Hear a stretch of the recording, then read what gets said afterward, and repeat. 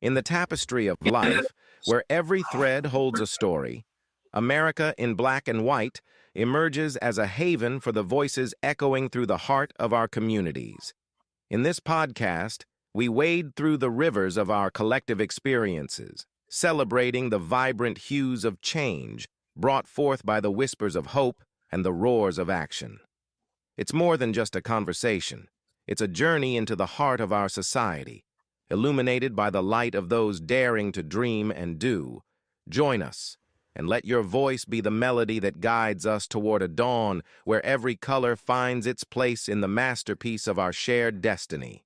Together, let's paint a future brimming with the positives that dwell in our minds and the actions that shape our world. Good evening, ladies and gentlemen, and welcome to another episode of America in Black and White. I'm your host, Charles King. Tonight on America in Black and White, we shine a light on a man whose life's work sits at the intersection of justice, protection, mentorship, and community uplift. In a world where our young people face dangers that many adults can barely imagine, there are individuals who choose to stand in that gap, not for recognition, not for applause, but because their purpose demands it. Our guest this evening, Kirenski Wilkerson, is one of those rare leaders, a victim advocate specialist with the Georgia Department of Juvenile Justice. He brings compassion, clarity, and courage to some of the most difficult cases involving our youth, including victims of trafficking, exploitation, and violence. His journey from Perry, Georgia to statewide leadership is a testament to what happens when service becomes a calling and community becomes a compass. From the emerging 100 of Atlanta to the board of directors of Revved Up Kids, from mentoring college students to standing beside young survivors, from shaping policy to shaping lives. Kirenski embodies what it means to lead with heart, humility, and hope. And when he speaks about the people who shaped him, his parents, his grandmother, his siblings, he reminds us that Black history isn't just found in textbooks. It lives in our homes, our families, our elders, and the everyday heroes who pour into us long before the world knows our names. Tonight, we honor his work, his story, and his unwavering commitment to protecting the next generation. Ladies and gentlemen, let's bring Mr. Kirenski Wilkerson to the show. Hello, sir. Hey, thank you so much, Mr. King. Well, it's nice to have you here. I'm glad that we finally got a chance to do the show. Yes. So, Thank you. Is there anything you'd like to say to the audience before we dive into the show? Just want to thank everybody for joining in. I definitely have been showcasing it, making sure I have people to join in. So we should have a good number of people that are joining in live to be able to watch this episode tonight. Well, that's a great thing, and I'm really happy that you're here because this is every show is important, but your show has got its own separate set aside. Okay. So I would like to start where I would like for people to get the opportunity to learn a little bit more about who Kirenski was before you got to be who you are today. Okay. So can you tell us, growing up in Perry, Georgia, what values shaped you most as a young man? I would say so. Originally, I went to school and everything in Perry. I'm originally from a small town called Overthorpe, Georgia. It's probably about like 15, 20 minutes away from Perry. So being in those areas, which we consider like middle Georgia, I would say for me, just growing up in a small country town, it shaped me to who I am. Just being in a country area and everything, everybody knew everybody. So everybody was like family. Our neighbors, everything, it was just family. So in my community, I grew up where some of my family, we actually kind of live near each other. So like I spoke about, you spoke about my grandmother, my parents' house, my aunts, my great uncles and everything. Like we were all kind of near in the same area. So anytime that, anything family related, we was all right there as a community. And like I said, that plays a big part of me just coming from a family, a great family. I have family that's also in Philly and North Carolina as well too. So just being here in the South, just having that close knit family and also friends of our family in our community just really shaped me who I am today. Just seeing different people that I kind of grew up around and kind of watched as I grew up, as I grew older and saw different people who actually was like influencing in our community that I looked up to as well too. So that just really like shaped me to who I am, all the way through from elementary, middle school, high school, college, and then so on to now at the age of 33. So tell us, how does the culture shock? How did that get to you coming from a small rural area like Middle to South Georgia to Metro Atlanta? So honestly, it really didn't bother me at all. I used to tell people I'm from the country, but I really had like a city boy mentality in me. So coming to Atlanta, I came here for school and everything. I also came here to do some work with doing some TV stuff for acting and doing some modeling things as well too. And so just being here, I just felt like it was still a part of home for me because I'm, of course, not too far from home. So if I need to go back home and kind of get away from the fast pace, I could go back home down south and just be around trees and grass and everything and, get a reset. And then I could always come back to Atlanta to, the fast paced environment. So the culture shock for me, I also went to Georgia Southern at one point in my time. So even going there, just leaving Pierre and going out to another place that's kind of really country as well too. It was still felt like home to me. So when I got to the opportunity where it's time for me to make my transition to Atlanta, it really was just an easy transition. Like I didn't have any, issues. Like, oh, I'm kind of nervous being in a major city or something like that. Now, if I would have went to like New York or something like that, then yeah, I probably would have had a little culture shock or something like that. So Atlanta was just it's still considered home for me as well. What do you remember most vividly about your childhood community? I would say by my child, it's funny. What I remember, growing up in a small town, yard sales used to be such a big thing in a country town. So I remember just going to different yard sales with my grandmother and all that when I was a child. Like I said, just always going to different people's houses. Just always going to different people in our community, different events and everything that kind of brought the community together. Like I said, it was very small community. So anytime we would have like festivals or anything, like you would see everybody would come out to these festivals because pretty much that's all we had to do in those community. Coming to like going to like Macon, Georgia, or coming to Atlanta was like a big deal for us because, again, we in a smaller town, smaller cities and everything. So coming up to a major city was just like, it was everything. And I just remember as a child, my grandmother always used to have me coming to Atlanta with her. And so that used to kind of give me that, kind of instill it into me what a major city is like before I even moved to Atlanta once I became an adult. Okay. How did your parents influence your understanding of service and leadership? I would say both my parents, my mom, they always just growing up. Of course, they were being the leaders in our household growing up.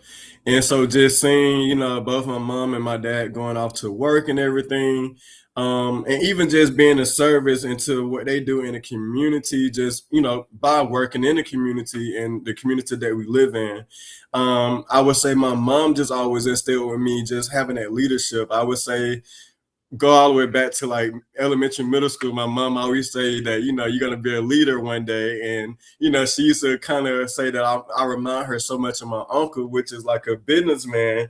And she was like, you're going to be just like your uncle, such a businessman. So, there's going to be like challenges that you're going to face as you get older because it's so many people see so much in you that at the time, I didn't see in myself.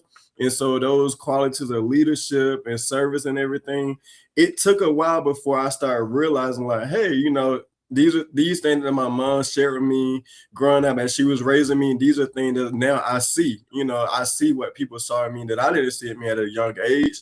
But I would definitely be a leader, and so here I am. Look, we got our first question here in the chat for you. I'm going to put it Okay. on the screen.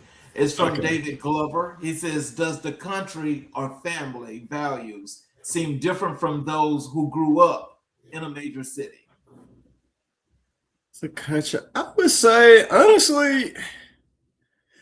I would say no. Honestly, I would feel like it's the same. All about, even if you grew up in a major city or if you grew up in a country area, it's all about the community that you live in.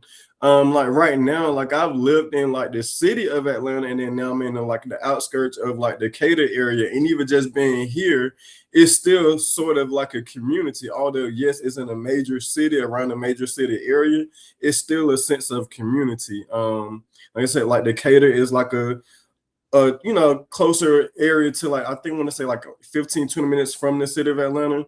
But this area definitely, it makes me feel home as well too. Even just my neighbors here where I live at, like we're have became very family friend oriented. I could go outside and, like I said, a neighbor, we speak and everything. So stuff like that, reminds me at home, because our neighbors at home, you will always, even if you just go to the mailbox at home, you're gonna like see your neighbor. If you go to like a local grocery store or something, you're gonna run into somebody. And I actually just said the other day, like I was like, okay, maybe I've been in Atlanta too long, because now I can like run into different stores and everything, and I could just run into people. So I'm like, now that just reminds me so much of being back home. So I definitely feel like it's really no different being in a major city compared to a small country town. What lessons did your grandmother instill in you that still guide you today? Oh, okay, it's a lot. Let's see. So my grandmother, lessons that she instilled with me, pretty much my grandmother always just shared with people that she literally had raised me since I was 2 years old. I had my parents, but I was my grandmother and my granddad baby pretty much. And so my grandmother instilled so much in me to the point it's like different lessons on how to maneuver in life, different things that I may, face in life and everything. She also always have told me, my grandmother pretty much has always been that type of person where she could go anywhere and she would know any and everybody. And those type of lessons stuck with me, because you never know wherever you at, you never know who you may run into or who actually may be watching you and everything. So those lessons kind of stuck with me, because it's like anytime I'm out somewhere, I will remember my grandmother saying like, hey, you never know, speak to people going to reach out to you and everything. And that's how you build your connection. So if I'm anywhere I go, like I'm making sure I build that connection. I'm like, my grandmother, she always made sure anywhere she went, she, spoke highly of people, X, Y, and Z, and then that's how people was able to reach out her if they was in time of need. And so my grandmother, anything she could do, she always did to anybody. And there's like cooking, anything like that. So for me, that stuck with me, because I try to make sure whenever I'm meeting people, or even just people in my circle and everything, I try to give my all to people and do right by people. And that's something my grandma always say, just always do right by people. You never want to do anything wrong to anybody, because you never know what a person may, do to you and do to you. So that was one lesson. And then just being who you are as an individual, your legacy. My grandmother worked in the education systems. Like she always worked with kids. So she had a passion working with kids. And honestly, she used to have me when she worked at the middle school and everything. And she would have me go to school, go to the school with her while she was working and everything. And I would sit in the classroom. So from that, I just knew that I always want to work with kids, and have a passion for kids, because I saw the passion that my grandmother had for kids. So that lesson just kind of stuck with me as well too. The kids, this our generation, so whatever we can do to pour into our kids, she did that. And she would bring them home and everything, and I used to be like, why do your kids coming to the house with us and all that? But that was her way of showing, because she just had that passion for kids. So that was one lesson that just really stuck with me, just always showing up, because you never know the legacy that you and the impact that you're making on people just by doing just gesture that she did, just helping raise them whatever she can. So that's something I always do, is just trying to make sure that I stick to my passion, and I realize that, you know, there's people that's going to look up to you no matter how old or young you are. There's people going to look up to you. So, how have your siblings shaped your sense of responsibility and purpose? So my siblings, and I will share with you. I know I spoke to you prior to this. So I lost my younger siblings some years ago. So as I got older, that was something that always like stuck with me. That I wanted to, you know, kind of live in a legacy because of them, because they was like my younger generation that would have been following behind my footsteps.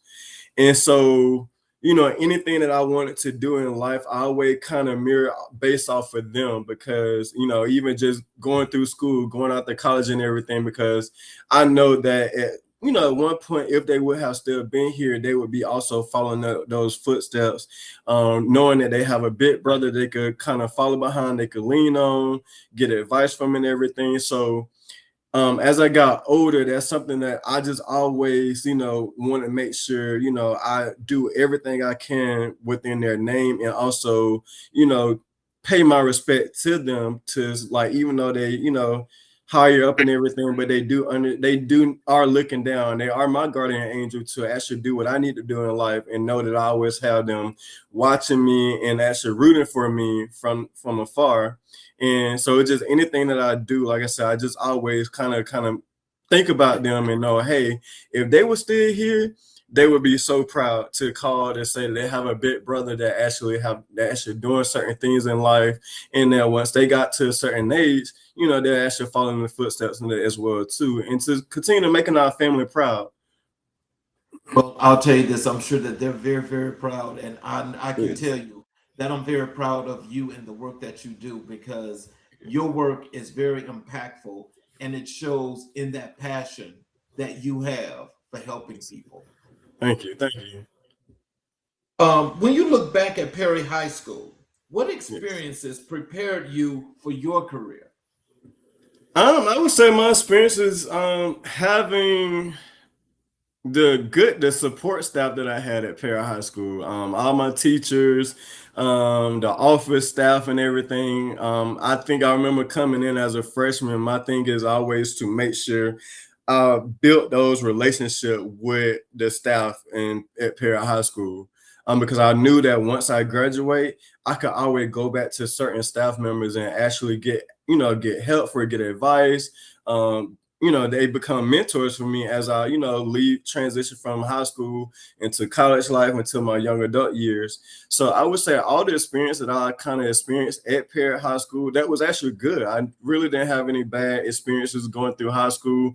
I was ready for high school. I wasn't nervous about going to high school. You know, we always hear like, oh, high school is gonna be so different. The only thing I just remember, like, it was just fast paced, you know, coming out of class and you got 1,000 kids like trying to get to class and everything, and between each bells and everything. So those type of things prepared me to, of course, you know, once I get in the real world, because the real world going to be fast paced, and making sure that I'm always standing up with my grades, following up on different things, assignments and everything. And like I said, and just having those conversations with teachers and staff who actually have been in our position as high school students. So I still, to this day, I have different staff, different teachers that I'm in contact with, mainly via Facebook. I was so excited when some teacher was like, when y'all turn 18, that's when we'll become friends on Facebook. And so that's when it happened. We became friends on Facebook at 18. So I was just excited to see, because I knew that this is going to give me the platform for all those different staff members, different teachers and everything. They can actually see the things that they instilled with me, the experiences that they taught us. They could see me pretty much carry out those experiences and those lessons that they taught us as being our teachers and role models in school and everything, as I went out to college and again, as I became an adult. If you had one thing to say to younger Kirenski, what would you tell him? I would say, uh, I don't know, they kind of make me a little emotional, but I would say younger Kirenski, just to never look at the success of others.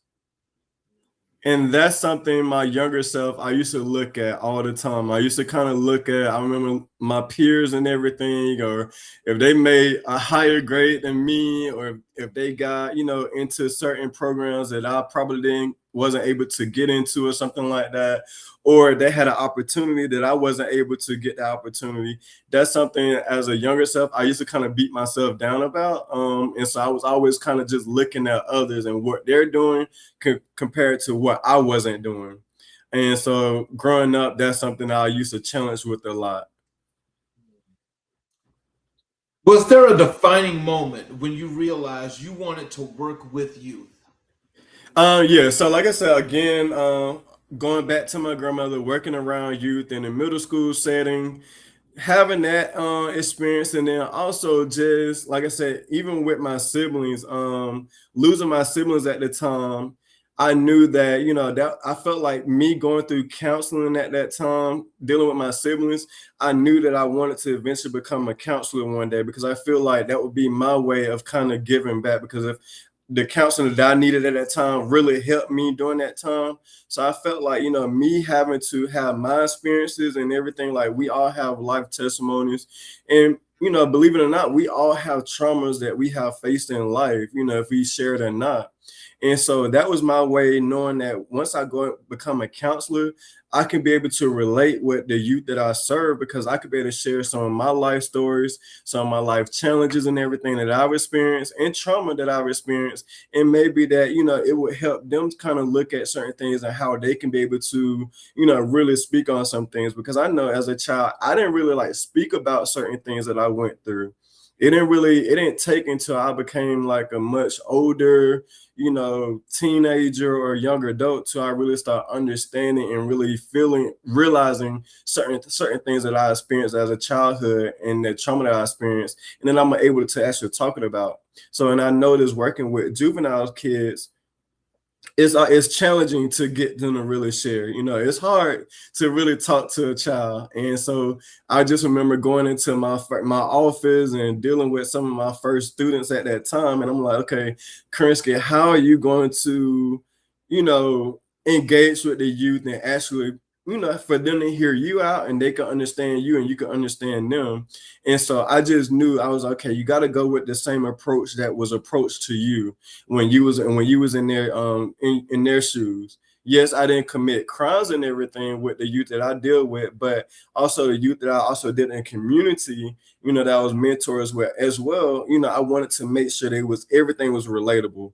So just showing certain stories and everything and being open and candid about those stories really made an impact into my role as being a counselor and being just having a heart and passion to work with kids. So Mr. Glover must be all up in my questions here. He's getting ahead, but I'm gonna his next question is here. I'm gonna put it on the screen for you. Okay. He says, what do you find is the prevailing struggle in our society with the social justice system and our communities? I would say the struggle, there's so much that really kind of goes into that with the social justice, of course. Like I said, I'm going to speak on the juvenile part of it. A lot of our in the justice system, a lot of our kids that get into the system are pretty much lost. They don't really have a lot of support system.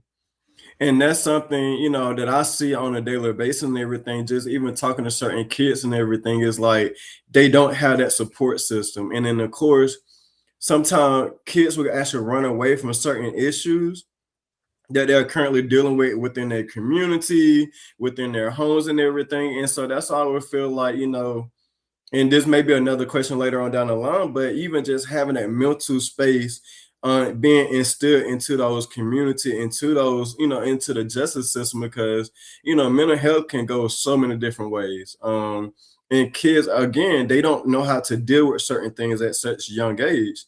And so, sometimes that question where you ask, well, what I would tell my younger self, you got to think about kids at that time. What are they telling themselves at that particular time? They just think, okay, I just got to deal with it. I'm gonna do this, I'm gonna do that. But also they're not realizing that, it's a lot of things that they could actually work towards, and actually your support system that could actually come to them, that would be like accessible for them to actually help them. And I feel like that would be the challenge, is just knowing that we don't have, it's the lack of support system within the social justice system surrounding the mental space of kids, that growing up in the system, or even just not in the system, but you just have kids that just really need regular mentoring.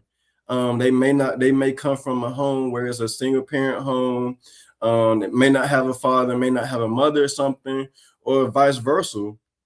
Just not having that lack of support, of family support, because that, I feel like that's the foundation. Having that family support system is the foundation that you have to have. So if you don't have that family foundation, that's one of the biggest challenges in the social justice, that I see that we're facing. So, how did your upbringing prepare you for the emotional weight of advocacy work? So I would say again, just speaking of some things that I experienced that I that's definitely with trauma. Of course, again, losing my siblings. That I would say it helped me prepare to be able to deal with certain situations as I got older. That was a traumatic experience. And I would share with my siblings, my family. We lost my sibling through a house fire, and so kind of going through that moment at that time was, it was challenging. Although I was younger, but it was still a challenge, because for me, I felt that was something that was very big for my family at that time. And like I stated earlier, I'm from a very small town, so everybody knew everybody.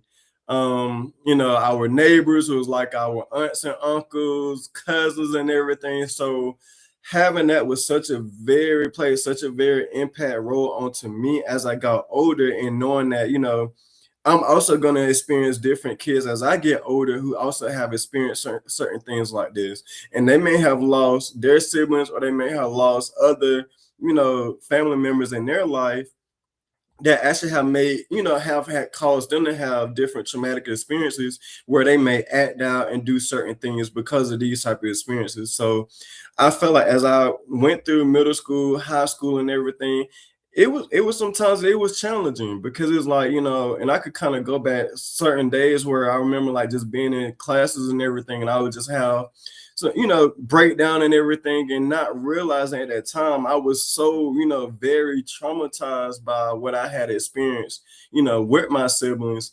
And yes, I had counseling and everything, but these type of things, I knew that once I got older, and once I really started studying, going through college, and really studying the whole background of counseling and psychology aspect of our mental space and everything, I knew that, when I look back, I'm like, okay, this is why I experienced this. This is why I kind of dealt with certain things like this, because it was like trauma that I faced as a childhood that I really never really healed from.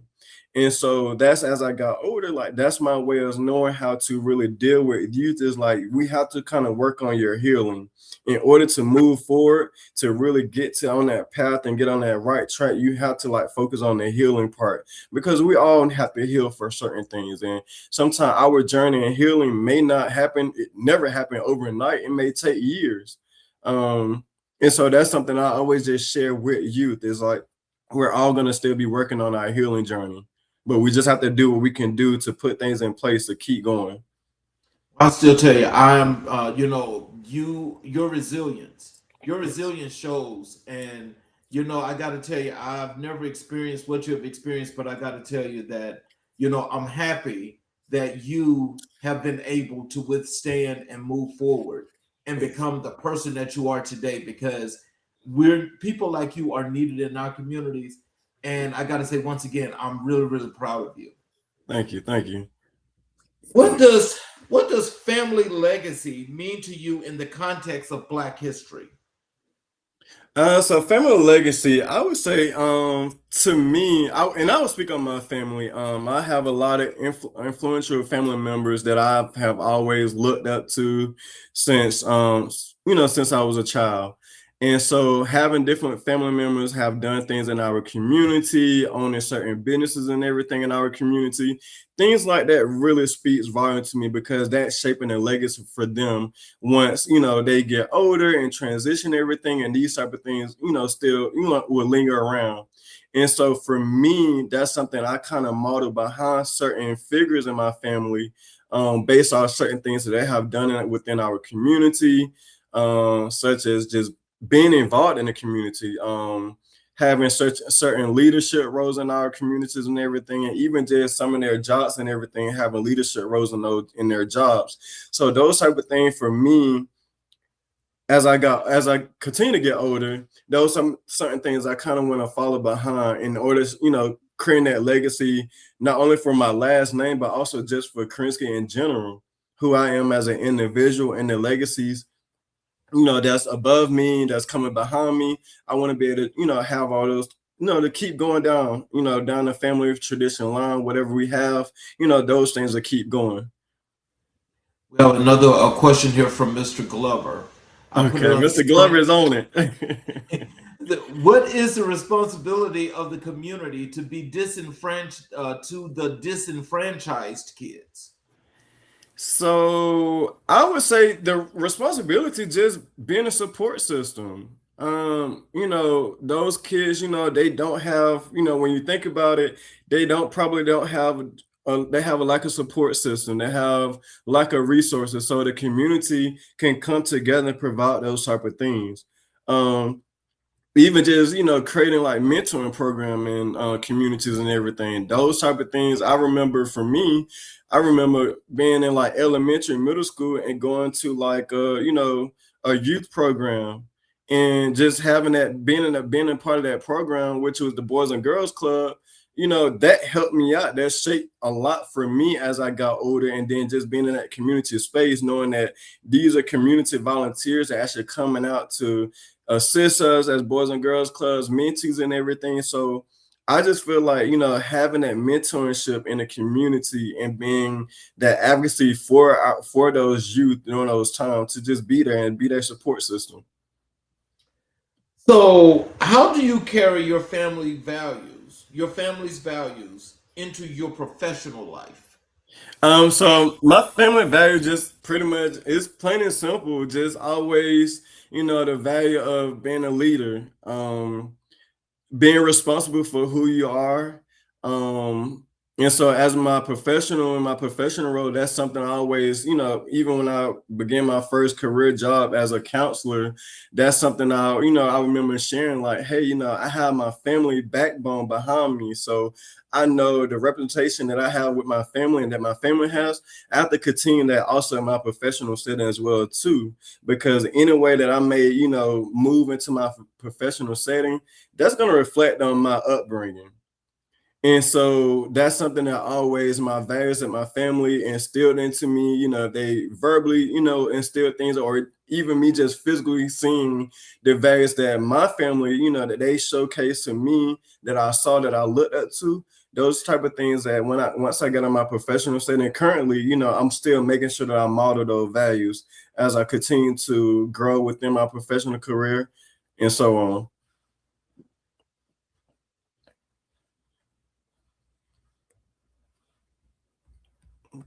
You froze, Mr. King? Oh yeah. Oh yeah. I'm sorry. That was it. Yeah, I was just. I thought you was gonna say more. Oh no, that was. I'm sorry. Well, let's transition over to your work entering juvenile justice. Okay. Can you tell us what led you to begin your career as a juvenile detention counselor? Yeah. So again, it pretty much goes back to me just always kind of looking at the counseling role. I could go back to when I was in middle school and high school. I always would go talk to my counselors and everything about any and everything.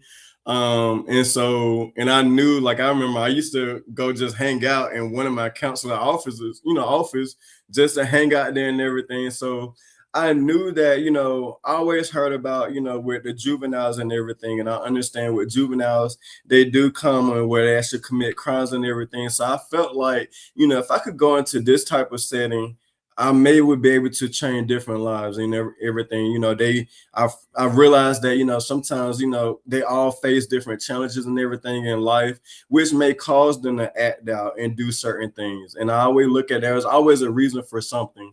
And so going into, you know, working in the juvenile setting as a counselor, that was my way of saying like, okay, once I go into this setting, what would be my approach? And I used to say, and I used to hear different style. They was like, if you could like at least just change one, you know, you have done your job. And so that was my thing. I was like, if I could get into the facility as a counselor, and if I could help, you know, change the life of a young person, you know, help them like rethink things and, you know, come up with better thinking skills and everything, then I know I could do my job and do that.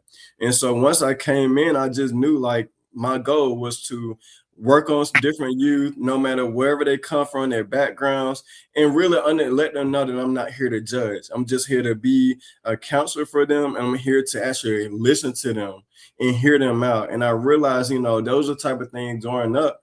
I wanted people to hear me out and not judge me based off certain things. If I didn't do certain things right or something like that, there's always a reason. So again, I just want to kind of share that and, you know, share that with my youth that I dealt with, you know, that, hey, we here. Let's talk about it. Let's unpack it. That used to be my favorite thing. Let's unpack it. And I used to tell my students, like, they knew my thing. If you come in my office, you're gonna leave out crying.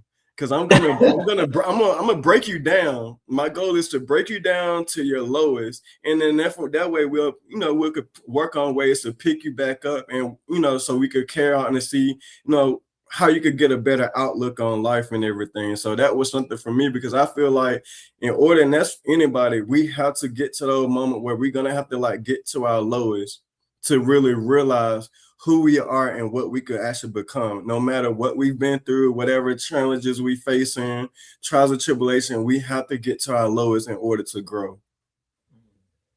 So what did you learn in those early years that textbooks could never teach? I would say for me, the experience. I pretty much like real life experiences. So of course, we're looking at textbooks and everything. We're really not really getting that, real relatable experiences. So really actually being able to actually speak to people and actually talk to certain people about certain things, and they actually give they actually experience on what they experienced. I felt like, for me, that helped me out a lot. I don't need anything that's, because I never, like, I remember as a counselor and everything, and even just, when I did therapy and everything, don't do my therapy and everything based off a book. I want it to be very natural. I don't want you to read certain things or like how to respond to this and that. And I remember like going through training at counseling and everything. I'm like, no, I'm gonna do my counseling how I want to do it, because I want to make it personable. And so things that we're being taught in our books, yes, these are things that people have their research and everything, but I just feel like you get a better outcome when it's like really like one-on-one experience and relatable experience. So I take it, what does that mean, that for you, authenticity when it comes to the counseling makes it more relatable so people can be who they are and they can relax and just let go? Yes, I agree. I definitely agree with that 100%. Just being relatable, just we're here. Just like we're having our conversation, we just being very transparent. And that's something I just feel like we have to be very transparent in life. There's no, beating around the bush, just be very transparent. Let's talk about these things. Let's see how we can like really work on these things to resolve certain issues, anything that we feel like that's going on in our community that's like hindering us, from doing certain things as a juvenile, as a young adult, and etc. We have to, talk about these things. So what are some of the experiences that some of your kids have told you that they've gotten from the counselings with you? I mean, because I'm sure that, being relatable has been a good thing for them. Yes. Of course, I would say just age-wise, they felt very more, relatable. Although some of my kids, they used to think I was so much older, and I was like, no, I'm not too much older than you. And so from them to like really realize that, it was like, hey, he probably, Mr. Wilkerson just probably graduated high school a couple years ago or something like that, but now he's in this role. And also just seeing a Black counselor, that's something, of course, some of my students were predominantly African American race, males at that. And so for them to be able to see me in my role, that really gave them an outlook like, hey, like, this is someone I could look up to. Mr. Wilkerson, he just here to, not judge us. He's very relatable. Like, from country town. Most of my youth were from small country towns and everything as well too. And I'm like, hey, you can be able to get out your town and really, prosper in life. Like I used to share them like all the time. I'm like, hey, we're not perfect. There's times when I was in high school, even in college, where there's some things that I probably should have been, locked up for if I wasn't thinking right, if I wasn't being smart about certain things that, me and my peers, we could have got in trouble. I mean, I used to shit. I'm like, but it's all about your thinking process, your thinking skills and everything. So I'm like, there's nobody that's perfect. We all in the same, it's just the way how you actually get, move around for certain things. Unfortunately, they get caught on certain things. And I used to tell them like, sometimes you guys don't think about it. You don't think about the actions or the consequences. You just do it. And I told her, I was like, for me, I remember, like, I know for one, I didn't want anybody having to call my family and say, hey, this and that. Or I didn't want to be the one having to call my family and say, hey, I'm, in jail or something like that. Because I'm like, at the end of the day, I know what my family instilled in me. And they knew, like, they know we're going to make mistakes. Mistakes going to be made. But also, I knew that I was going to have to deal with those mistakes as well, too. So I knew that never want to get myself in a situation that I knew I wasn't going to be able to get myself out of. And I used to share them with them. I was like, I remember just even getting, speeding tickets. Guess what? I'm going to call my grandmother. I'll call my grandma and say, I got a speeding ticket. And guess what she would do? But based off the connections that she had, she would make phone calls and she would get, make sure I get those speeding tickets taken care of. So I'm just like, certain things like that. I just show them like, it's the smallest things that you can make mistakes on. But it's also about how your personality and the person that you are in the community as well too, because people are gonna willing to help you out based off they know that you're a good person. For me, always been a good kid, model kid, I would say, never had any major issues. So I knew that growing up, people in my community will always go, do anything they need to do to help me out in any type of situation.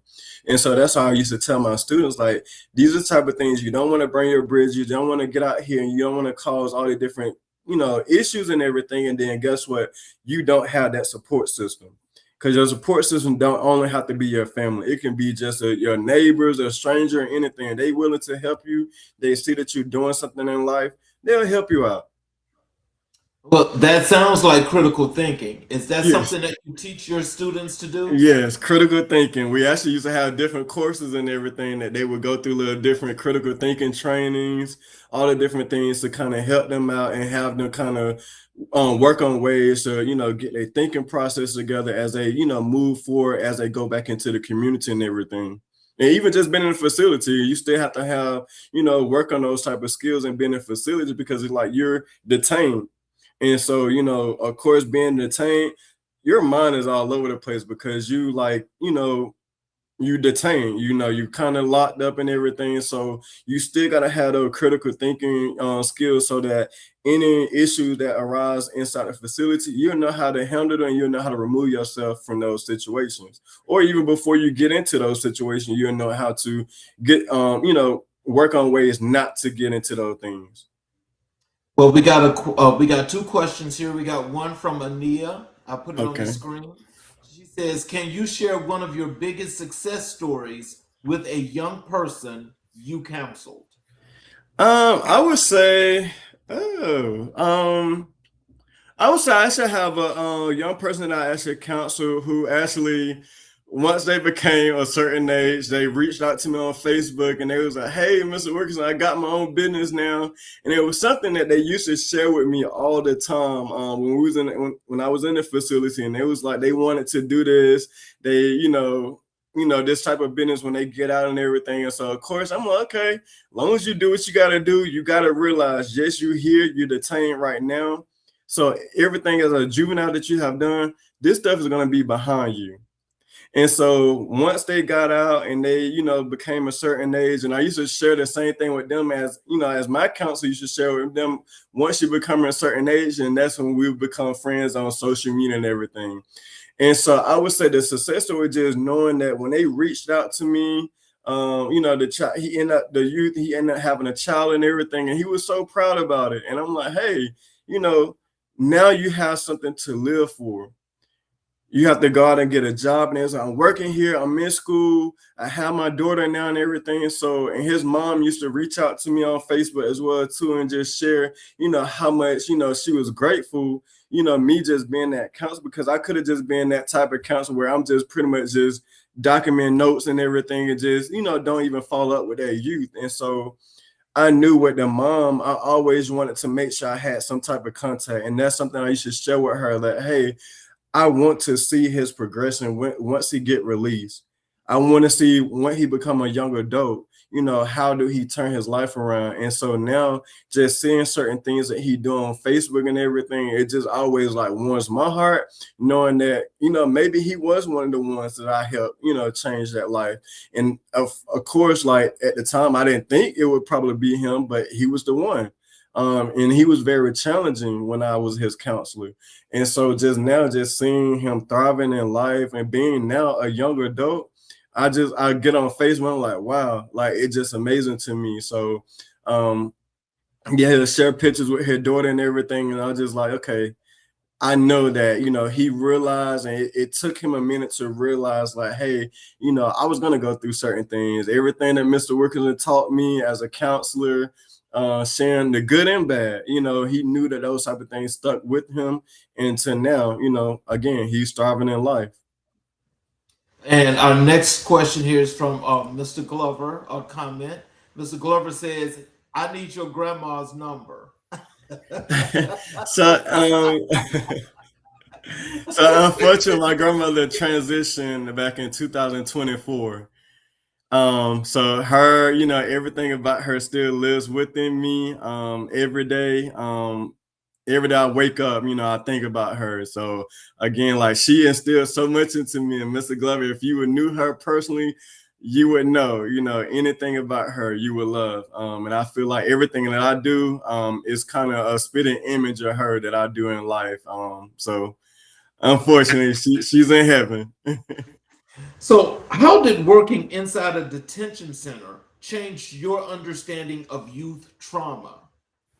So working inside, again, just knowing that, there's reason why, there's a reason to why, kids commit certain crimes and act out in different ways, disciplinary, education wise and everything. So being in a juvenile detention setting really realized to me that, yes, they coming in here and now they, of course, they having that mentality that I'm locked up, I'm detained. And I used to share with them like, hey, you guys got to get out of here at some point. But also they had to realize, there's some trauma that you guys face when you were much younger that you probably don't even know that you're faced. Even just smaller things that are going on in their households that they don't realize that affected them to where they got to the point where, like for instance, like kids that run away from home and everything. I dealt with a lot of kids who do that. And so my thing with them, I was like, okay, why are you running away from home? Give me some reason that you would think that you'll be running away from home. And just having a conversation with them, and they would share like, well, I don't like that, I witnessed, abuse in the home. If it was parents, it was physical, emotional abuse and everything. So I used to tell them like, those are traumas that are gonna live within you until you get your healing. And now that you're here in a juvenile setting, my goal and other staff members, it's our job and our duty and our purpose to make sure that we help out with you guys and also help you overcome those challenges. There's always, again, we're not perfect. But if we can help instill these things into you now in ways that you could kind of overcome those challenges, those traumas and everything, they're gonna still be there, but it's just how you're gonna approach them and actually tackle them and actually move forward in life. And so again, just being in a juvenile setting, it was different for me because it was like, of course, we behind locked doors and everything. So of course, I knew that the youth that we dealt with, they was going to be coming in, they was going to be traumatized. Even at just coming into those type of setting is traumatizing. I remember for me, my first day, and I'm like, just hearing these different loud locks and everything. I was just like, what have I got myself into? And I actually felt like I was actually detained by working there, but I love what I do. And I knew that I was going to make that impact and also help those youth overcome those challenges as they can move on. Now, yes, they may come back and, be repeat offenders, but I used to tell them sometimes you're going to do so many things until it get to that point. And of course, we don't want to, look at, either death or either they go to, we call them bit boy prisons and everything like that. But there's ways that you can kind of stop those things before getting to that point. So I used to just say like, hey, everything you're going to experience as a juvenile, get it out the way because you got to move forward. And so that was my thing. I just always, just being in the facility just always stuck with me that, hey, they have trauma. They got to work on their trauma. And then from there, we would see a decrease in their behavior patterns. And we'll see more of an increase if we're working on those and increase in their education. And that's something I always just share with them. At the end of the day, nowhere can never take your education. No matter how much trouble you get in, focus on your education. Your education is key. It's going to go a long way. Because if you have that as a backbone, you can really work on other things as well. But just having an education, and that education will help even them realize and really be able to study how they can actually deal with their own trauma as they get older by just, having that education. Okay, I got two questions here for you. Okay. One of them is a follow up. Well, they're both by Mr. Glover, but one is a follow up to his previous comment of needing your grandmother's number. The Okay. first one here is he says, "Oh, I see her light in you." Thank you. And his next one is, as I put it on the screen, do you have any aspirations or future goals of expanding your reach, or do you see yourself stabilize in your current role? So actually I have two answers for both of those. I do see myself really kind of going into a different space, and being able to share my story and different things that I can do. So I would say right now I'm always focusing on, joining different organizations where I can actually, be able to bring things that I have to the table as well too. Um, I would say it's a funny thing, but friends and everything around me, they always call me the mayor.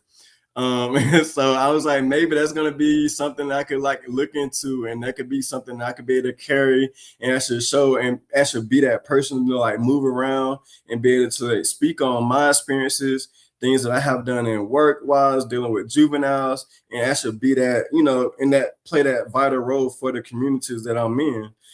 So even I just think just becoming that leader that I actually want to be, no matter what the role is, just being that leader. So I do see myself in the next couple of years. I feel like if there's some opportunity for me to be able to get into certain roles, never know, become a motivational speaker or something like that. That could be an opportunity for me. And then also in my role, yes, I feel like as I'm growing in my career field. I do feel like there's going to be other opportunities where I could actually get into higher roles, where I'm actually able to make more of an impact as well too. So I feel like those opportunities will be coming down the line. That's something I'm always thinking about. What's my next big thing? And so we never know. My goals in the next 2, 3 years, 5 years to really, really focus on my next big thing, my next big role where I feel like I will be able to make that impact and also, make that impact for the community and for those that coming behind me as well. Okay, and our next our next question here, I'll put that on the screen for you, is I would love to connect with you as to have a program for residency and reentry. And I'm actually in conversation with the Atlanta Police Foundation. Oh, wow. Okay. All right, so Okay. Mr. Go, yes, that's great.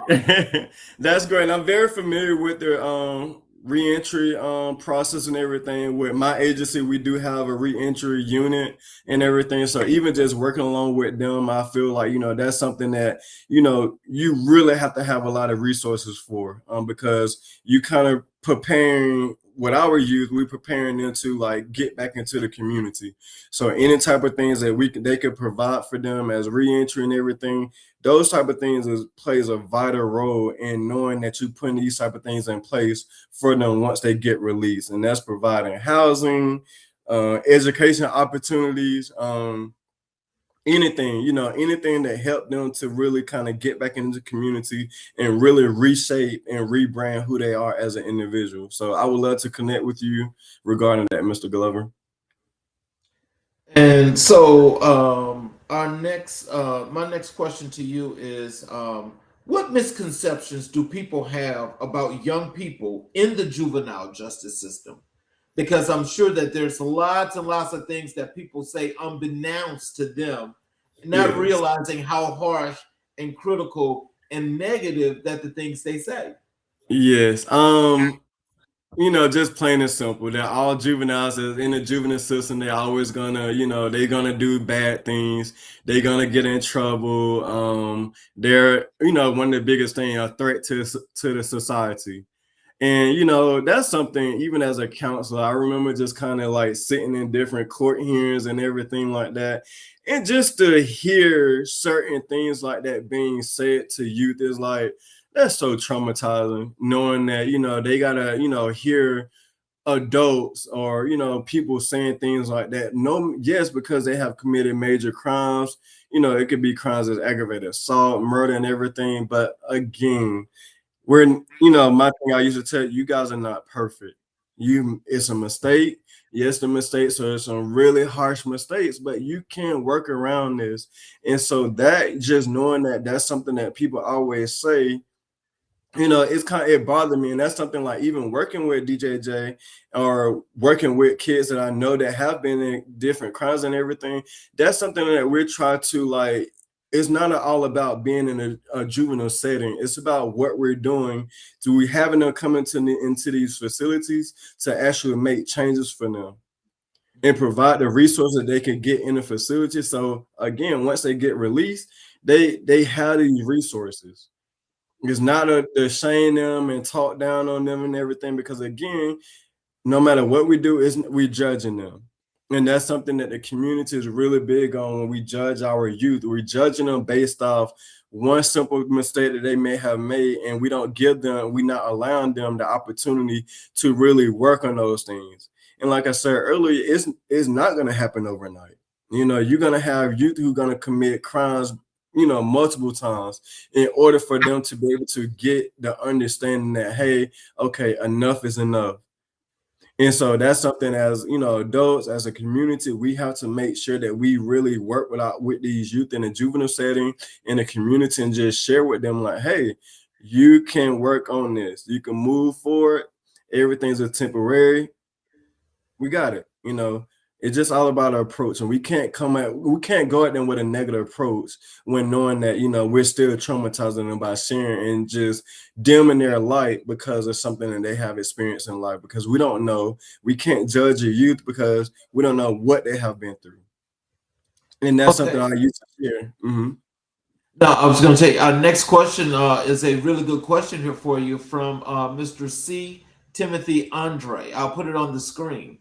Okay. He says, do you integrate religious considerations into your counseling practice, or do you choose to exclude them due to legal, regulatory, or organizational policies? So yes and no. That's something that whenever I would deal with my, different youth, that's something, if they share something, whatever their beliefs and everything, will go off from that and everything. But I would say, of course, most of my youth that I have dealt with over the years, of course, they have always been, Christianity based and everything.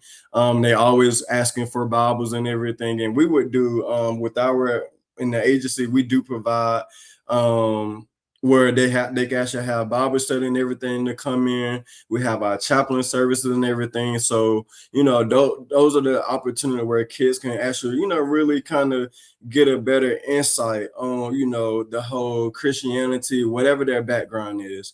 I, never discriminate against any other, background or whatever beliefs. Whatever you choose to believe, we're going to focus on that. Whatever your higher power is, we'll focus on that. And that's something I used to tell my students, like, let me know, because I don't want to be the one, basing off my belief, and I don't want to put my beliefs on someone else, and then that's something that they don't believe in. And so at the end of the day, like I just told them, no matter what your higher power is, you have an individual, you have someone, a spiritual person that's there that you could look up to and that you could take everything to. And so again, if it's in policy, I never, I did what I had to do, but also I knew that, hey, these are real conversations you just gotta have with them. Like, believe whoever you want to believe in and stick to it. Never allow anybody to tell you differently. You have your own, rights and your spiritual power, higher power that you actually look up to. So tell us, how did those early experiences shape your approach as a victim advocate specialist? So actually, from coming into a counselor, of course, I dealt with the juveniles that have committed crimes against different people in the community that was could have been other juveniles or adults and etc. So coming over into the victim advocate space, I knew that my role now, I would be actually dealing on the other end with the victims and the impact of the victims from the juveniles.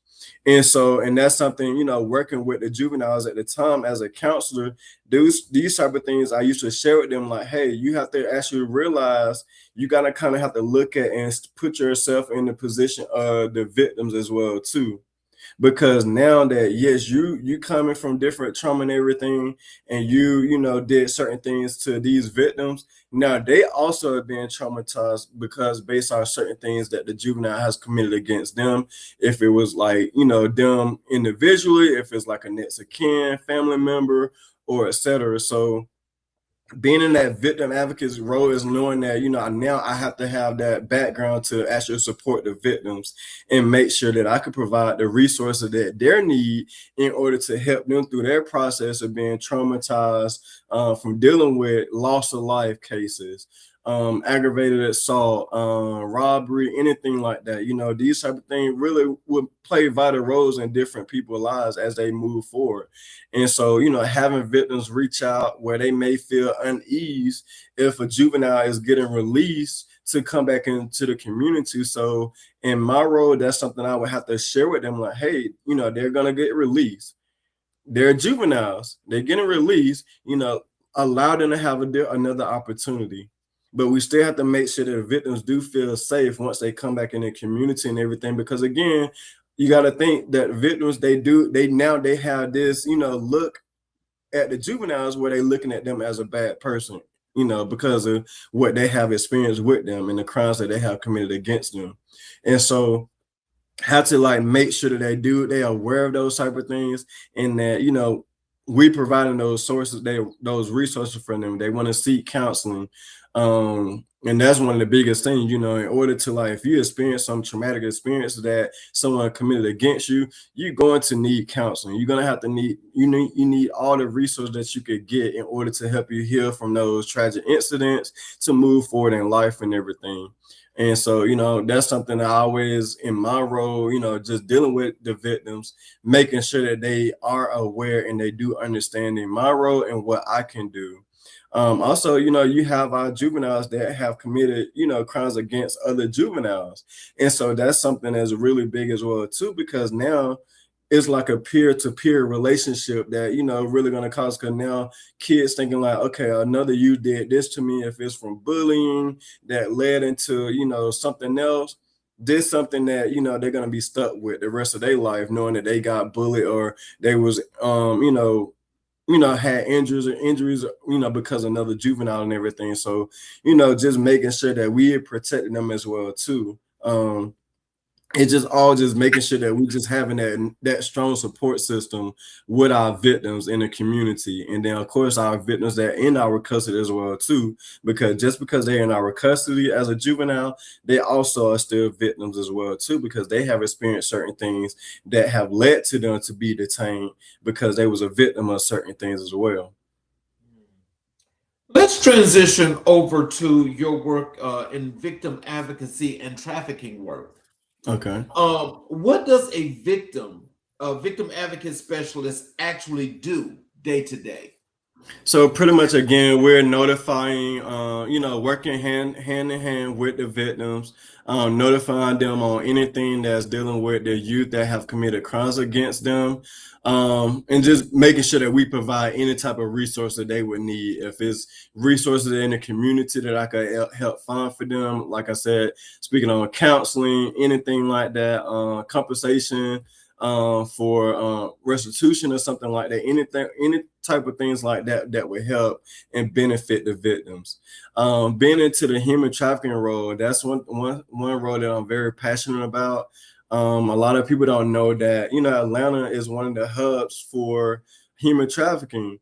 And so as I, continue to grow in my career and my job duties and everything, human trafficking is like really plays a vital role in my everyday, work. Like that's something I'm very focused on, helping to protect our youth and our younger generation, because it's so many things that's going on, and it's just not happening in major cities. It's happening in rural towns, smaller towns, and everything. So knowing that, I can do whatever I can by being a part of different organizations, task force for human trafficking, anything like that that's relatable around human trafficking, I want to make sure that I can do whatever I can to know that I'm able to help, locate a youth, provide resources for a youth that's actually currently going through human trafficking, because sometimes human trafficking actually going on in the homes.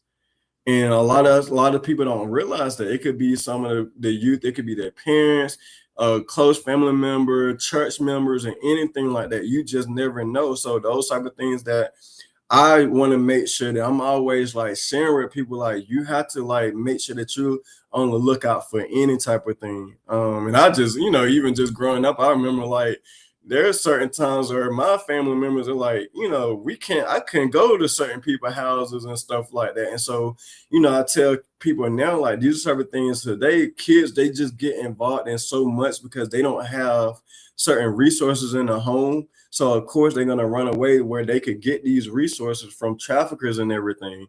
And so my goal is to try to tell them, like, you don't have to do that. There's other option that you could go into different organizations that actually are welcoming, you to come in. Like they understand that what you're experiencing, you don't have to go out into the community, into a trafficker and get told that you'll get, these lavish items, money, all the different stuff. There's other things that you could actually run into that will actually protect you, and where you're not being, get into the dark world, because that's a whole different world. Being into the human trafficking world is very dark, is very nasty, and just so much that goes on into human trafficking. I have another great question here for you that's in the chat. Okay. And this is Ania. She says her perception is that the system is set up to fail when it comes to the ability to truly change the trajectory of these kids' lives. If you had a blank slate, what would the juvenile system look like? I would say That's a deep question. it is. And that's something I always used to I always look at, of course, and that's something that kids and everything juvenile used to share, like, well, the system gonna fail me regardless and everything like that. And that's something that we can go on for days and we could have so many different conversations about. We know that there's certain systems and everything that's are meant to fail, but it's about how we can do as a community. If we come together as a one community and really come together on really trying to make those changes, and we understand that it can fail, but what we can do as a community, like really become and get into these certain leaders position roles and everything, that we can actually change that trajectory on the outcome of the system failing our youth and everything, because there's so many opportunities where we just got to be able to speak up on those things. So these local elections, anything like that, we have to get a part of those things so that we can actually have a voice and actually helping making those changes. So having a clean slate, I feel like having that clean slate, knowing that, okay, we could have that youth that have that whole clean slate, just start over. Let's empower that and let's give them that opportunity. There's gonna be there's gonna be things where they're gonna mess up. They're gonna, because it's like, again, once you have done so many things in life, you kind of prone to it. And so if you constantly, always in trouble or doing certain things, running away, you're going to continue doing those things until, again, you get that proper, help that you need and resources that you need. And so, again, just having that clean slate is going to take a lot, but it's going to take the community to step in and really be a helping hand support system, and actually bringing those and changing that trajectory around, and really understanding that we could work around the system if we just do this as a community.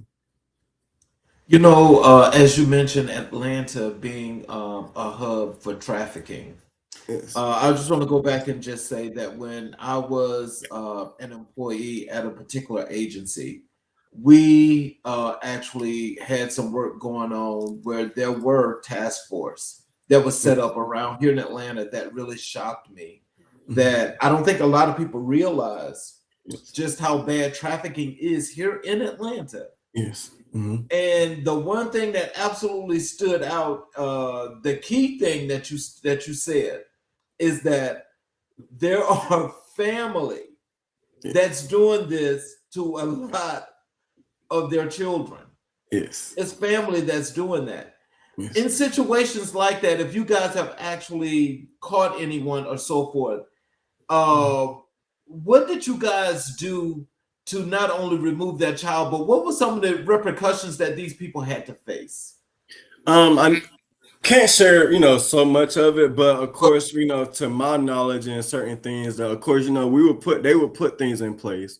Having that task force unit for like the task force, human trafficking task force for the state of Georgia, you have so many different law enforcement, community partners, nonprofit organizations that are able to be a part of these task force, and that we could all come in as a community and actually put things in place. If we know, just for instance, if we have a child that's they're being trafficked, by their local family, someone in the community and everything, put things in place to get those traffickers removed. Even if we have to take those youth out of the homes and everything and get them into custody where they're safe and everything, and they can actually start a life on their own, get into independent living. Again, we have like the organization one of the board of directors on is our Rev Up, and that's an organization that really plays a vital role in also helping and shaping the lives of the youth that's actually falling victims to trafficking. They provide so many different resources and training, not only to them, but also to the community on how to, help when we have cases like this, when you're dealing with youth who actually experiencing trafficking and everything, and actually how they actually can, move forward and get those resources. So again, just, knowing that you have these type of organizations and everything set in stone, and know that they're going to go above and beyond to fight and actually get these traffickers taken care of and get them out their streets, get them out the community. And, I hate to say, get them locked up. And just because you get in one, it's so many more out there that's so underhanded that you don't even know. And so it's these type of things, just knowing these different signs. If you see something, I tell people, report it. If you see something that just don't seem normal to you, report it. You just never know. And, I would say for me, that's something I'm always, even just driving around and being in certain areas, I guess because I'm just so used to it, like I'm always like watching certain things, because you just never know that if I see the interaction or a child with an older person or something, I try not to do it sometimes, because it's like, of course, like that can't really get to you, because it's like you're always, I guess, always working, and you know, you don't want to overdo it sometimes, but sometimes you just never know. And so, like I said, I would say just I do a lot of human trafficking trainings. I love going to human trafficking training because you never could get too much information. There's something just even different training that it could be the same information, but having somebody else, you know, really train you on something else different in a different way, it give you more ways to really approach certain situations, because we're all natural, we're all humans. We never know, once we get into those type of situation, we never know what we would do. And so you will always want to just know like how you can actually maneuver and how you can actually react to certain situations. So, you know, again, just speaking of, you know, coming from, you know, youth that's, you know, being trafficked by, you know, victims, like people in their home, that's something that for us, we're going to look at like, how is that possible? But you got to think human trafficking is a multi-billion-dollar industry. Yes, it So is. it's money. You have different organizations and stuff that's a part of these type of things, because guess what, it's money. So again, just being a part of a certain organization as Wrapped Up Kids, other organization and task force, we're here to make sure that we could put these type of things, where we can make it visible so people could see. If you go in a restaurant, you're going to see something on the wall that says about human trafficking, how to report it. The airport here in Atlanta is very big on human trafficking, making sure that they, you know, it's everywhere. And that's something we have to make sure, just even our local stores, smaller environments, and that we actually advocate, we actually plan this and make it visible so that people can be aware of these type of things. I remember just saying a couple of weeks ago, and like in Middle Georgia, they had a big human trafficking case, and just me being from that area, that was just like, wow, like this, like in our backyard. And you know, I remember talking to my mom and them about it. I'm just like, yeah, like this literally down the street from us. And knowing that these type of things are happening in these smaller towns, that should let people know it's not always in major cities. These smaller towns are dealing with these type of things. Of course, things are kind of being swept under the rug because it's a smaller town. And then we always kind of put the, you know, bright light on major cities. But a lot of these type of things are happening in these smaller towns. How do you support youth who have experienced trafficking or exploitation? Yeah, so supporting them again, I know I keep kind of reiterating counseling, but they have to get the counseling. They have to do, you know, the different assessments and everything to, you know, for them to like really figure out, you know, the things that they're experiencing and everything, because, you know, there's so many things that a youth can experience during trafficking. It comes from sexual assault, um, anything, you know, it's so much that plays a vital role into them being into those type of things, being exploited at such young age and everything. And you know, sometimes, and it's sad, but a lot of youth, they do, once they get into it, they feel like it's okay. And that's because they're being brainwashed, because they thinking that it's okay for them to do these certain things, that, you know, that this older person, and I'm gonna just, you know, be very transparent, this sick individuals that can be both, yeah, that can be both male and females, because that's Yes. something else that the society always messes up on. We always think when you hear traffic, you think of a male figure. It's not always like that. It's also females. And also, believe it or not, the adults, they actually getting, you know, kids to come in that they're trafficked already. They getting them come in, and they also allowing them to go out in the community and actually bringing their other kids as well too. When that is really sad, because now you know, that's just sad, you know, knowing that you have adult having kids out here trafficking other kids and bringing them in. And so that's something that I just hear different stories, different testimonies that people have shared, how they have, you know, overcame being trafficked as a child and things that they witnessed and everything. I'm like, how is this possible? But it's possible because, you know, as a kid, we can all put ourselves in that place where, hey, if somebody tell me that they're going to give me money, they're going to give me clothes, jewelry, and everything that I know I can't get from my family, guess what? I'm going to do that as a child. And so that's something that you just have to make sure that, you know, we're kind of like helping them, you know, really like realize like, hey, everything you experienced, it was not okay. It's not okay for you to go through this and not okay for you to do X, Y, and Z. So now, we're going to put these services in place, get your counseling, get you to heal from this. So then from now, you could be able to go and you guys should go back and you could also help others that could come out of those spaces from being trafficked and everything. You could help them and you can help them move into different parts of their life that's more positive, where they could kind of look behind, put everything behind them and being trafficked. I have another great comment here for you. And forgive me if I say your name wrong. I think it's Maya Simone. It says, Yes. such great points, Kirenski. Thank you, Maya. Thank you. Oh, so I did say her name, right? Yes, you did. What are the biggest challenges facing juvenile victims today? Um, for the juvenile victims, I would just say, again, just knowing how to move from being victimized and everything. Again, like I stated earlier, juveniles, they don't share, they don't like to talk about certain things that they experience in life and everything. And so that's one of the challenges, because if you don't speak about certain things as you get older, guess what? Those type of things are going to be stuck in your head. You're going to be living with these type of things, and then you're pretty much going to like continue growing, and you're going to not heal from those things. So being victimized of certain things, again, it just always go back into making sure that they can get and they can be, have the understanding that they can reach out and they can seek help. And understand that they're not going to be judged just for going off to getting help. And that's something the juveniles, they do feel like just because they have experienced X, Y, and Z, they went into trafficking. Again, once you get a juvenile that has went into trafficking, if they actually start speaking about it, they will say they're gonna feel like they're gonna be judged because they actually doing something that, of course, you would hear grown adults doing. But them as juveniles, they're doing things that adults will be doing that they shouldn't be doing. But these are the type of things that the juvenile are experiencing. So knowing that they're going to be judged for that, and that's something that whenever I deal with a human trafficking case with a juvenile, that's something I always go into my approaches. I'm not here to judge you. I'm not here to, say that you shouldn't be doing this, you shouldn't be doing that. We got to work on ways to get you to overcome this and get you safe and get you to move on in life.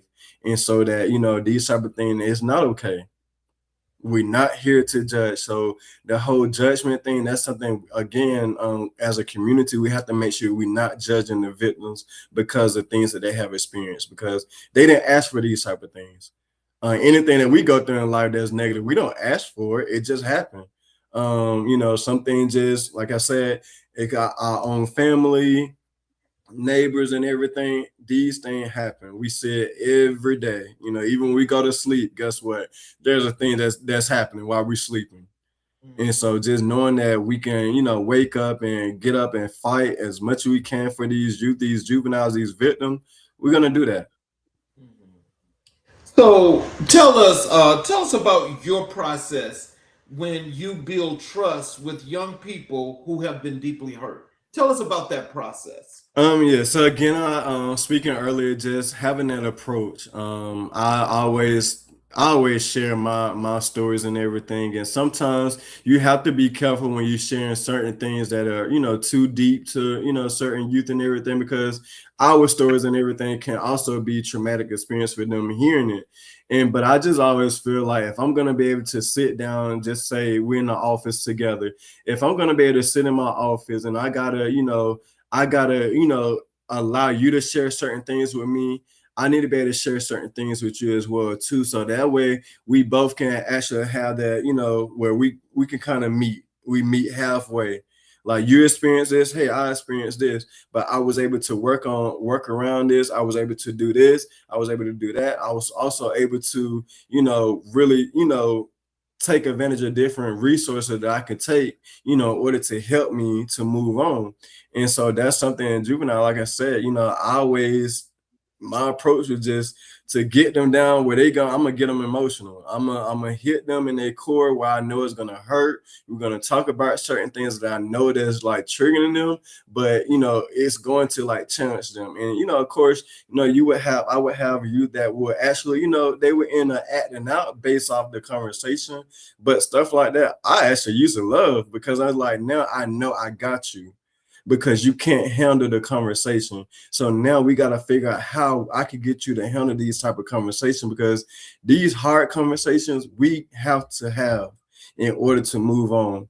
And those type of things, I remember, with me growing up and everything, even as a young adult now, I like to have hard conversations when I meet with my mentors, and if I go to my therapist and everything, and I want to have a hard conversation because I know in order to have these hard conversations, they're gonna help me be able to move out and for me to get out those dark spaces that I may end up in, and that I know that the juveniles they in as well too. But we gotta have those hard conversations.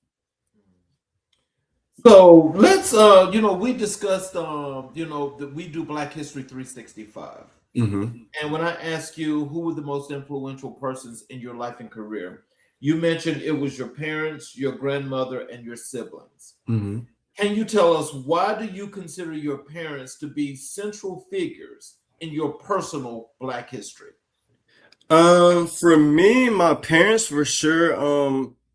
My parents, they influenced me in so many ways because losing my siblings, you know that's something that I'm not a parent, but so knowing that something like that they had to endure as a parent and losing their kids and everything, it speaks about who they are as an individual as they continue to move on in life and everything. So just seeing the resiliency that my parents have overcame, and still to this day, like I know it's challenging. It's always been challenging.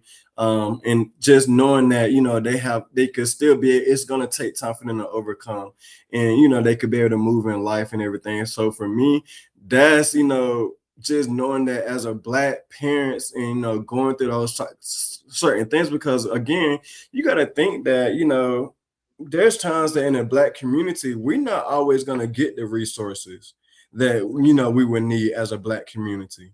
And that's something that I noticed, like even going through those times, like I do feel like my parents at the time, they should have got counseling and everything, and continue to get counseling. But that's something as a Black community that we fall on. Like we was always taught that you experience this, you go through this, and you move on.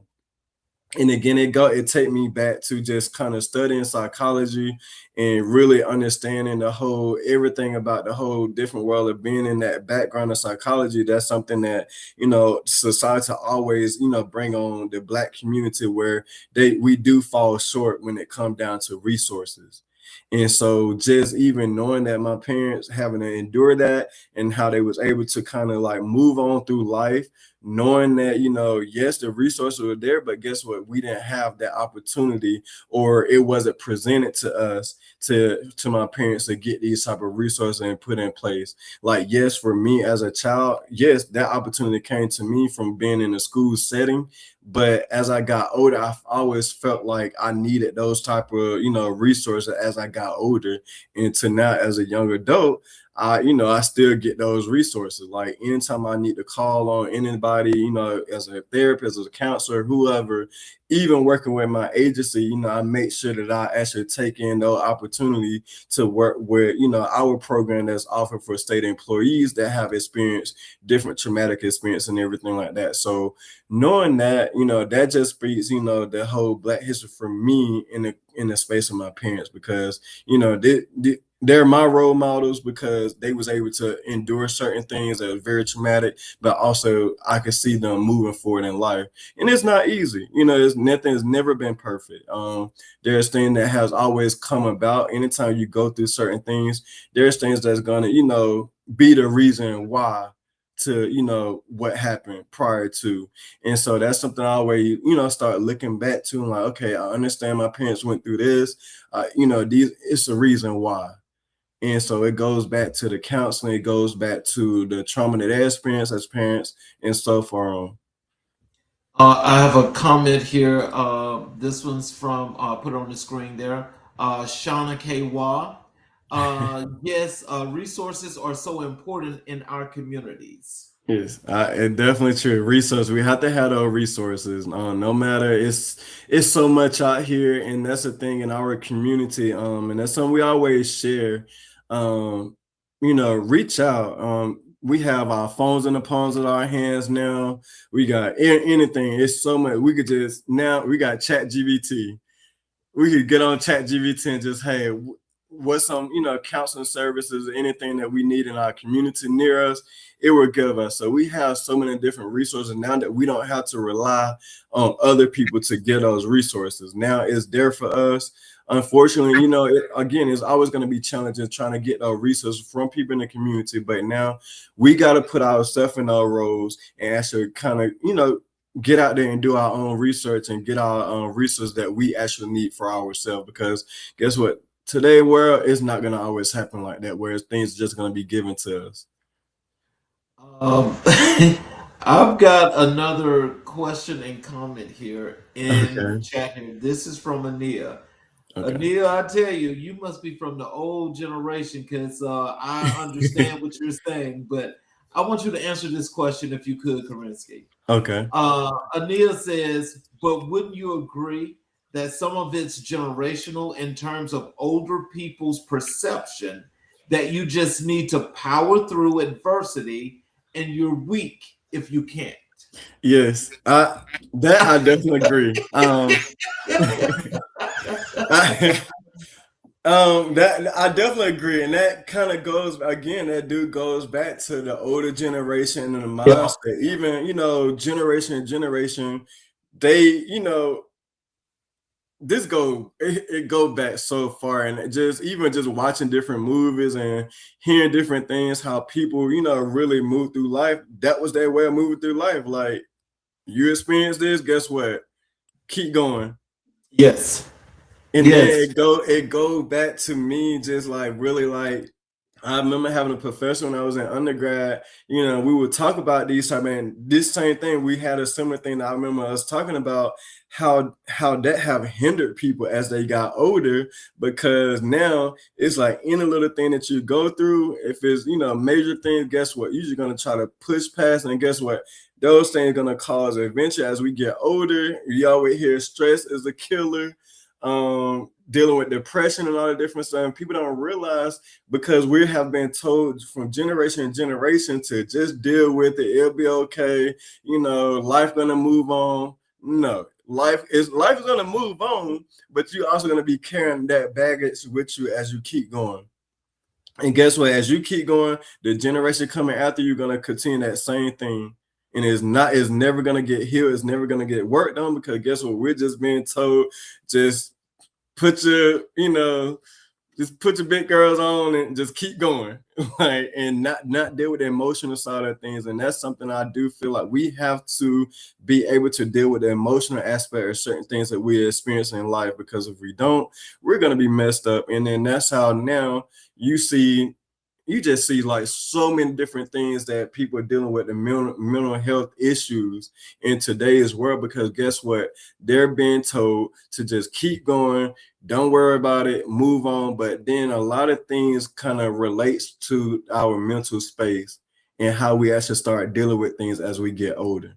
And that's something that, again, is such a big thing that's going on. Like, I remember just saying something earlier about, an episode with a family member. And I'm like, these type of things that we got to look at. These people have probably experienced some things that they just have been told and told over and over not to worry about it, just move on. And now they acting out because they don't know how to deal with certain things now. Well, now, I got to say this. I mean, I know that, your generation is definitely a different breed. I'm going to tell you, when I was coming up, this is what taught me and what taught a lot of us that's in my age range and the time and generation I grew up. This is how we learned about critical thinking and knew how to solve and to get that help when you needed it. I think as the times have evolved and changed, where you still have some people that's my age or older are saying this, is not saying that to the point that we're trying to cut you off from the resources and you don't need to get this. I think it's the manner in which the tone that comes across kind of throws that message in there that everybody can't handle that, which is true. Yes. Because I have some family members that to this day probably didn't understand that process, didn't know how to process it, and have issues dealing today, which speaks to the point that you're talking about.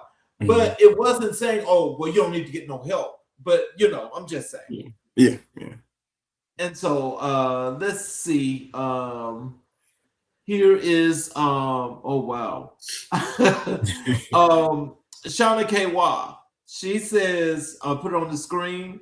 That's right. Now that we're older, it's up to us to take control of our healing. Yes. And then she says here in another comment, I'll put it on the screen. She says the older generation needs healing as well. We all do. Okay, Shauna. And speaking on that, and that's something that I also want to actually even start doing counseling for older generation, not only just juveniles, because again, it goes to that, maybe it may take me as a millennial to actually work with older people who actually have experienced different trauma and everything, to actually take a different approach from my standpoint as a millennial and how I actually deal with things. Because again, it could go back to generation before them, how they actually look at certain things, and then now it's like, we're moving, we're changing things. We're changing the outlook. Even the generation that coming behind me, millennials, they're a different generation, different breed too as well. And I call them, the COVID generation. And so, it's a lot. And a lot of my students and everything, they are coming from the COVID generation. So, of course, even then, they didn't even know how to process, because we got to think, them dealing with COVID and everything, that was new for them. And that's traumatizing to them. And so a lot of experience that they dealt with then, they're gonna grow up with these type of challenges, and they're gonna keep going. So now I gotta do my part and actually trying to make sure I can help them out to understand, like, hey, you experienced this, you went through, that's something that we would never think that we would experience. I look at movies and stuff that actually, bring about, being on quarantine. I'm like, this movie is so old, and they were speaking about quarantine, and I didn't even know what it was at the time. But now having to experience that, and then our younger generation having to experience that, it's so much that, we got to step in. Each generation got to step in and actually really help each other to understand that we're all facing so much, and we got to understand it's not okay. To stick on things. We got to work on things. We got to move forward, but we have to really shine a light on these type of things that we're experiencing in life, in order to heal and grow. She said, Shauna say, help us all.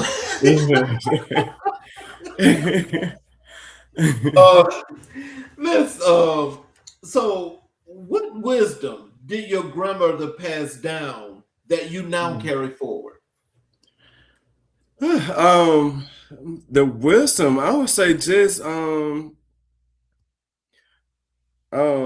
wisdom, just being knowing how to maneuver in life. That's something, I've witnessed my grandmother experience so much in life. Even being a younger kid, there's some things I witnessed that she experienced and everything. Even just being a Black woman, just trying to, work in different jobs and everything. And even just, growing, from her childhood, things that I, understood, and I was able to learn from her and everything. And so that wisdom, I would just say, just, for me, just again, just being who I am as an individual. Whenever I'm walking into a room, to own the presence in the room and everything. That's something that, I always notice my grandmother, like she can go in any space and anything. Guess what? She's gonna make her connections. She's gonna own her presence, and people gonna know that she's in the room. And so, as that wisdom, that's something I always carry with me. Always just having, a positive approach on life and everything. Again, the wisdom, even just, again, like I said earlier, like dealing with certain people, individual and everything that, come across your path and everything, just always having that positive image. And so, even, during her transition and everything, I just knew that, it was challenging, but it's also, I knew that these type of things that now I got to make sure I carry these type of things on with me now that she has transitioned. Before us, and now I got to continue these type of things. So her legacy, her wisdom, everything about her, I'm pretty much, living for her at this point and living in remembrance of her. So anything that I'm doing, I make sure that, hey, this is something I know my grandmother, she instilled in me some kind of way. If it, just anything that she have done in the community, or even just being, her helping me, because again, she's been there for me since I was a baby. She was there when I lost my siblings. So she made sure that, hey, I had the lifestyle that I needed to have. I never, wanted or asked for anything. I could call on her. Like I said, even as a young adult, if I need to call her and say, hey, I need some money, and she was like, okay, I'm going to talk to your aunt and your uncle for you. She going to make sure I get anything that I needed. So just that wisdom, knowing that, everything that she have experienced that I noticed and I was relatable to, those type of things, will always carry on with me as I continue to grow older. I'm gonna do this last comment, and then I'll have a final question for you. Okay. This is from, I hope I say your name right, so please don't get mad at me. Patricia Hawabook. I'll put it on the screen. She says, just to let you know, I am listening. Thank you. Thank you. Thank you. So my final question to you is: how have your siblings influenced your resilience and leadership? I would say with my resiliency, definitely have, shaped my resiliency. Again, experiencing that at such a young age, going through life, knowing that myself and my family had to experience that. It really made me to who I am today, and able to really like kind of go through, a lot of things, because of my siblings, I went through so much. And I realized as I got older, certain things that I experienced in life, it really kind of goes back to me losing my siblings at such a young age, and that trauma and everything. So, and that goes into like my education, these type of things I started learning as I got older. Like there's a reason why, wasn't, successful in certain things, because it's a lot of things that mentally were being blocked because I'm still traumatized, because of my siblings. And so as I got older, my resiliency and knowing how I can actually operate and move through life based off things that I have experienced in life, that helps me show my resiliency and actually be who I am. Because, I could have, end up doing something based off my siblings.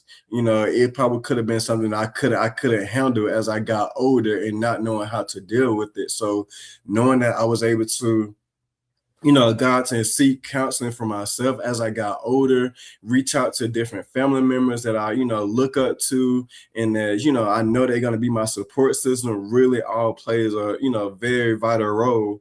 And, just again, like I speak on different family members. I have my aunt, my uncle, again, my mom, my dad, my grandparents, everybody that really that always has been there, no matter what.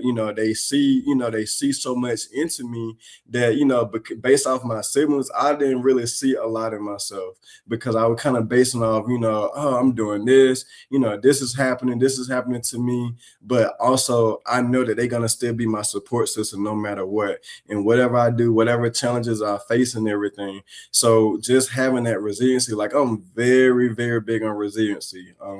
That's something I do with my job. I go through resiliency training and everything.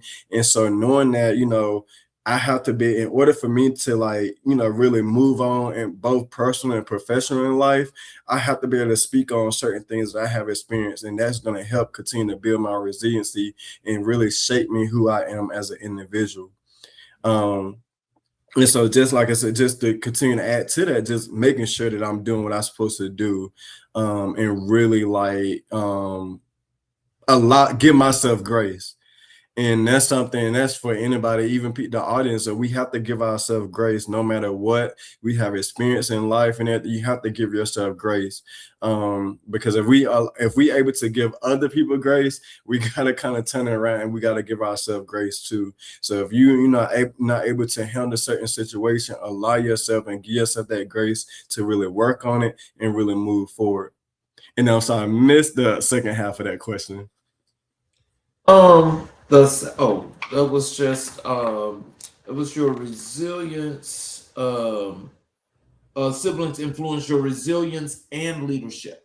In leadership. Okay. So yeah, and then with leadership, again, being a leader, I feel like a leader, in order to be a leader, you have to have come from different experiences, and even currently going through experiences in life.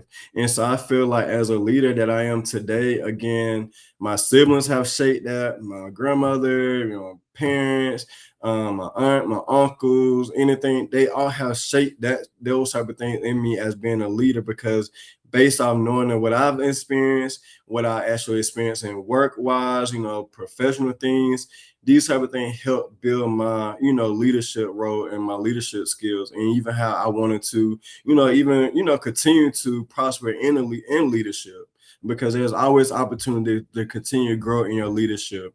But in order to really be that, very transparent leadership, you have to be able to share, your baggage as well too, and things that you have experienced in life, and these type of things, because you, as a leader, you're going to have people that are going to be looking up to you. So I don't want people to look up to me and they don't understand, they don't realize, they don't see the bad things that I have experienced, and they just see all the good things, because in order to get to the good things, you have to be able to work on those bad things in order to, really prosper into your leadership role. So that's something that, even now, like I'm getting to that space where I'm very comfortable in sharing certain things and talking to people about certain things, because there are times I just feel like, I don't want to share this. Like if I'm having a bad day, or, I know I'm just really going through certain things, I want to share those type of things. And I would just say, in the leadership, I think I shared this with you prior to this. I remember like a while back, I had like an anxiety attack, and that was my first time really having an anxiety attack. And I remember talking to someone about that, and I'm just like, hey, me being in a leadership role, these are the type of things I have to share with people, because people will never know that. But I'm being a leader, I'm out here trying to advocate for people as a leader and everything. So I have to share with them like, hey, I'm also going through things. Having that anxiety attack that I had, I never experienced that a day in my life. And I remember just being not able to sleep, and I'm trying to walk it off. I'm walking around, I'm trying to talk myself out of it. Like, hey, Kirenski, you could do this, you could get out of this, but I had to realize, like, you also a leader, so you got to work, you got to find a way to work around this, look at options, seek, even as a leader, continue to seek more resources. If I feel like I need some extensive counseling, therapy, and some more, guess what? I'm going to call my therapist. I'm going to call my mentors that I know, or someone that I'm very close with that I could talk to, and really so they could hear me out. And I know I'm not being judged just based off things that I'm experiencing. And so again, that just kind of go back to that being a leader. Like, you got, in order to, be a leader, you got to go go through things. You got to be able to know how to work around those things so that, hey, the next person that comes to me, I got to be able to share those things with them, and so I can help them out as being a leader as well. So, in closing, what are some words of wisdom and encouragement you'd like to leave with our audience? Tell them how to connect with you via social media, your website, anything you'd like for them to know. Okay. My encouragement, I would say for me, encouraging everyone just, really, take heed into your mental space. We're all going through things in life, no matter what, we're all dealing with grief, different things. And there's so much things that goes around grief and everything. And I see so many different things on a daily basis. Just the mental space that, it's so much, it's a trying time that we're going through. And we all have to be able to like work on these things, seek help. And that's from any community. If you know you're going through some things, seek help in order. And so if you get the help, we can actually all be able to prosper as individual in our everyday lives and everything. Don't be afraid to talk to anybody. Reach out to people, build that community. And just, we have to really, and I hear this all the time, we have to uplift each other no matter what. And that's something I want us to really, uplift each other as an audience, as a community. Anytime I see things, I'm always going to reach out to people. If I see certain things, I'm starting to notice that if I feel certain things around people, I'm going to like reach out to them and say, hey, something that you posted, I saw, it's kind of, it was bothering me. I just want to make sure I want to check in. And we have to check on each other. Again, it's so much that we're seeing every day from the news, just our personal lives. So we have to really check on each other, and not just kind of keep everything bottled up. And that's something that, I want people to understand. Don't hold everything in, because when we hold everything in, we start dealing with so much more things that, guess what, we would actually just lose control and won't actually get that help for. So we have to, really speak on some things and be okay with speaking on things. Never be afraid to like talk to people about certain things. I would say words of advice, just be resiliency. If people don't know what resiliency is, just look it up and really kind of put yourself in that space and knowing how you could work on your resiliency and everything. Because again, we have all experienced some things that even if we want to share it, things that we probably done is unknown to us, but we have to realize that, there's things that in order for us to continue to grow in life, we have experienced some things and we got to heal.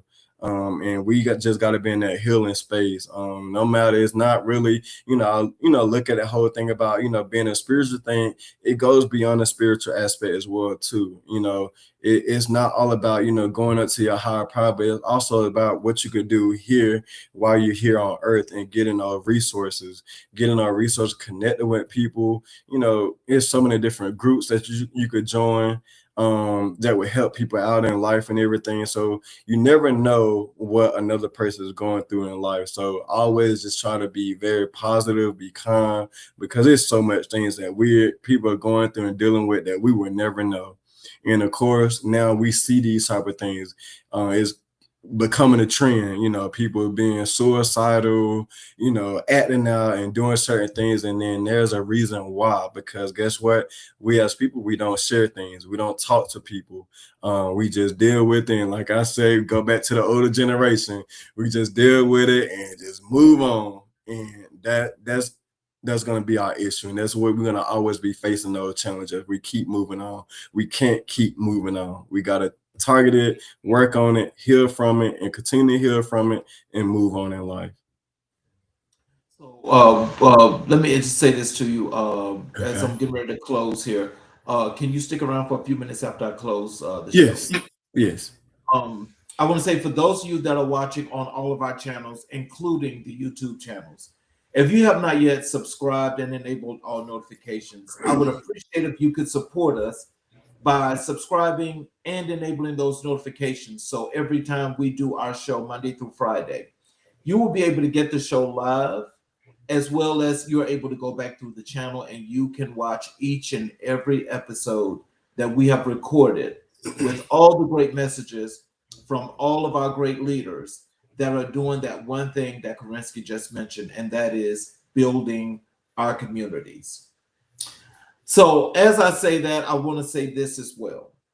We have just learned from our next leader, a future leader, that building community, communicating with others, and being your brother's keeper is very, very important.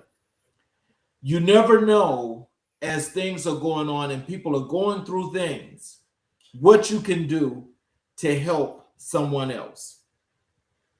Now, we just learned from this leader that not only does it take a lot from the mental perspective in order to continue to do his due diligence in his work, but it's his everyday life. This is something that all of us in all of our communities, especially the communities of Black people, this is where we're going to have to start working together to continuously to build our communities and strengthen them like yesteryear. There's nothing saying that we can't do that. It's just a matter of, do we want to do that?